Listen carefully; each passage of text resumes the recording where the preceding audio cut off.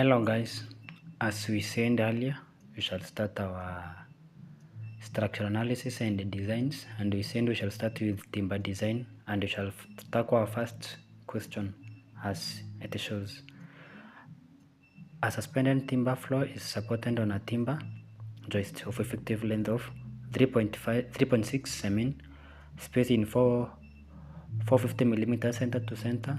Using the following data and the information given the table, design the joist for the bed and check the adequacy of the bending, shear, and the bearing, and also deflection. Grade stress: bedding 7.4 Newton millimeters, shear 0.8, compressive 2.0, K8 1.1, bearing length support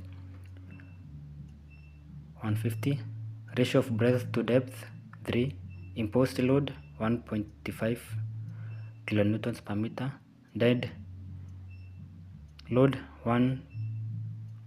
Assume the medium of K3 is equals to 1.25, and we shall start.